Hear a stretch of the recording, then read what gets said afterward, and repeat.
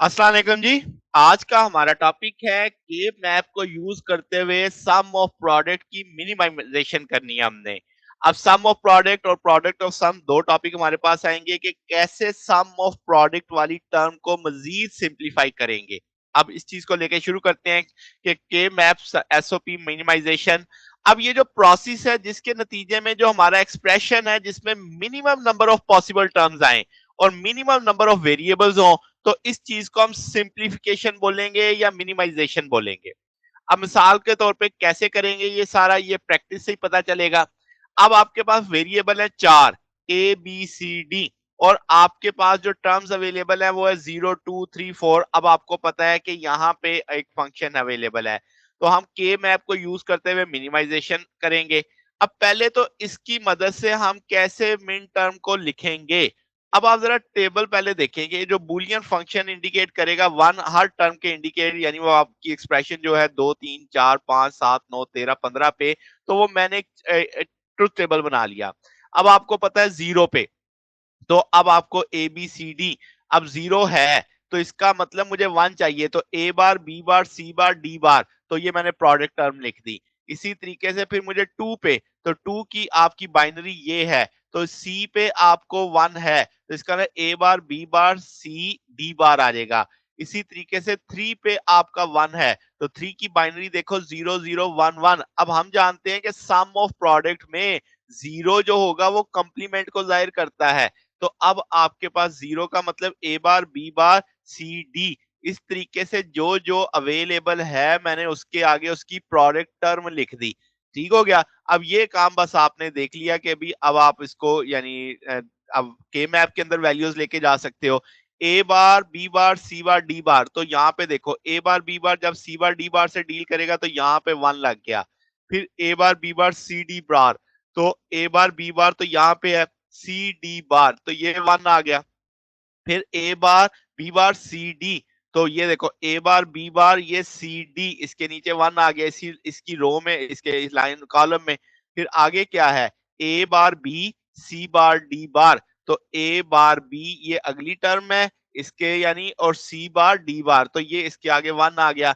तो इस तरीके से मल्टीप्लीकेशन आप करके देखते जाएंगे, ये इससे ज़रब खाएगा फिर ये इससे ज़रब खाएगा, यानी वो जहां जहां बनता जा रहा है उस जगह पे वन लगाते जा रहे हैं। बकिया देखो डब्बे मैंने खाली छोड़ दिए हैं। अब उनकी हमें जरूरत ही नहीं है, ग्रुपिंग करनी है आपने। अब आप देखो ये एक पेयर बना, ये पेयर बना, ये क्वाड बना। अब उस क्वाड का आपने एक वन दोबारा पेयर में भी इस्तेमाल कर लिया, इसका मतलब कम से कम एक बार आप इस्तेमाल कर सकते हैं, एक से ज्यादा बार भी इस्तेमाल कर सकते हैं। तो अब आप जब पेयरिंग करके आए हैं, तो पीछे हम पढ़ के आए थे कि पेयरिंग में जो चीज बदलती नहीं है वो रहेगी, जो नहीं बदलती वो उड़ जाएगी। अब आप देखो ए बार इसमें है, बी बार बी ये कंप्लीमेंटेड और अनकंप्लीमेंटेड फॉर्म में है, सी बार डी बार दोनों में होगा, इसका मतलब बी बार और बी यहां से एलिमिनेट हो जाएगा, तो ए बार सी बार डी बार जरब खा जाएगा, तो ये जवाब आ गया। इस पेयरिंग में देखो तो आपका सी बार डी बार, इसका मतलब डी और डी बार का कंप्लीमेंट और नॉर्मल दोनों मौजूद है, जबकि ए बार बी बार दोनों के साथ आएगा, तो ए बार बी बार और साथ में सी आ जाएगा, डी वेरिएबल एलिमिनेट हो जाएगा क्योंकि वो नॉर्मल भी है और उसका कंप्लीमेंटेड भी अवेलेबल है। क्वाड में भी हमने यही देखा कि जो चीज का आपके पास नहीं बदलती वो रहेगी। अब जरा आप इस क्वाड के सेंस में देखो, ए बार ए, क्या ए और ए बार का कंप्लीमेंटेड है, इसका मतलब ए ने उड़ना है, बी दोनों में सेम है। इधर से देखो सी बार सी, तो आपके पास सी और सी का कंप्लीमेंट मौजूद है, डी अनवेरिएबल है, तो बी डी से जरब खा जाएगा तो बी डी आ जाएगा आपके पास। तो ये इस सेंस में आ जाएगा, इसी सोच पे सी बार डी लिखा जा सकता है। तो ये अब आपकी चार टर्म्स आ गई, तो ये चार टर्म्स में लिखा जा सकता है। तो ये एक सिंप्लीफाइड वर्जन आ गया आपके पास, सिंप्लीफिकेशन हमने कर ली। यही सवाल और कैसे आ सकता है कि आपके पास प्रोडक्ट ऑफ टर्म निकालो, के मैप आपको दे दिया जाए और आपसे मिनिमम एसओपी एक्सप्रेशन पूछा जाए। अब आप जरा देखो यहाँ पे वन लिखा हुआ है, ये आपके पास है, ये सिंगल ही है, तो इसका ना ए बार बी बार सी बार से जरब खा जाएगा क्योंकि इसका किसी के साथ भी ना पेयर बन रहा है, ना क्वाड बन रहा है, ना ऑक्टेट बन रहा है, तो ये मैंने पूरे टर्म लिख दी। अब इधर आपको पेयरिंग दिख रही है, तो आपके पास ए बी, सी से ज़रब खा रहा है, तो देखो अब आपके पास इधर भी आ गया।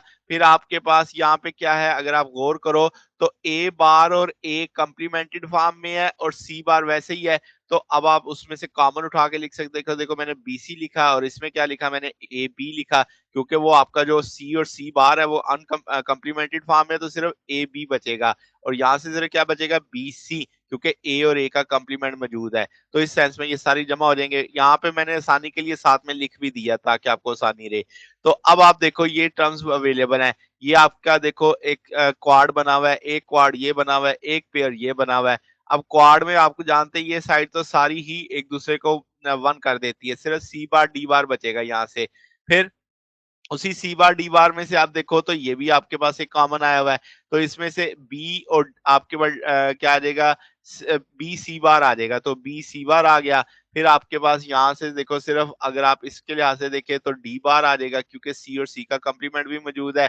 ये सारा वन हो जाएगा। और ये जो पेयर है इसके लिहाज से देखो तो ए बी बार, तो सी सी आ जाएगा आपके पास, डी डी बार का क्या है, वन हो जाएगा। तो ए बी बार सी आ जाएगा आपके पास। तो इस सेंस में ये आप सॉल्व कर सकते हैं। यानी सादा सी बात आपके ज़हन में होनी चाहिए कि ये जो पेयर है इसके इसके कॉरेस्पॉन्ड है ए बी बार, तो ए बी बार तो दोनों के लिए है। ऊपर देखो सी डी और सी डी बार, तो इन दोनों में से डी और डी का कंप्लीमेंट मौजूद है, तो सी ने बचना है। तो सी ने किसे ज़रब खानी है, ए बी बार से, वो आ गया। तो इस तरीके से आप इसे सॉल्व करने वाले हैं। फिर एक और तरीके से सवाल आता है कि आपको बाइनरी दे दी जाए, इस तरह आपको एक्सप्रेशन दे दिया जाए, तो आपसे कहा जाए कि भाई इसको मिनिमाइज करो। तो पहले तो हमने टेबल ही बना के, जाहिर सी बात है क्वाड और वो देखनी है, तो पहले आप इसकी बाइनरी लिख सकते हो, या इसी तरह आप टेबल में बना सकते हो। ए बी बार सी है तो ए बी बार ये आ गया ए बी बार। सी के तौर पे आप लगा देंगे ये ए बी बार है और सी से जरब खाना ये, तो ये वाली टर्म आ जाएगी। फिर क्या है, ए बार बी सी, फिर है ए बार बी सी, ये टर्म आ जाएगी। फिर है ए बार बी बार सी, फिर वो है ए बार बी बार सी, वो ये वाली टर्म आ जाएगी।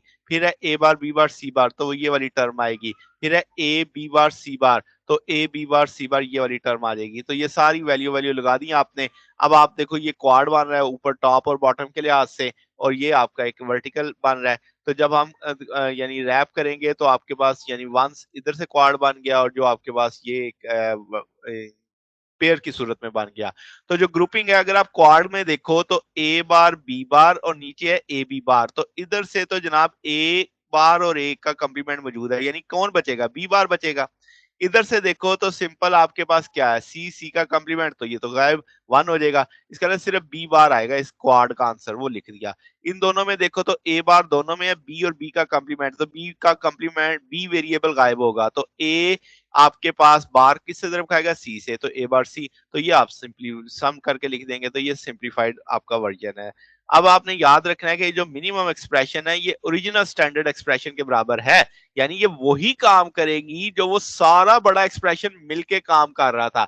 इस एक्सप्रेशन की जगह आप इससे भी वही रिजल्ट लेने वाले हैं। तो ये जनाब हमारे पास आज का टॉपिक था। अगर आपको इसमें कोई बात पूछनी हो, डाउट हो, तो नीचे कमेंट्स में पूछ सकते हैं।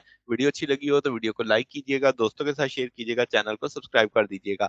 अब तक के लिए इतना ही, बकिया इंशाल्लाह फिर नेक्स्ट देखेंगे। ओके, अल्लाह हाफिज।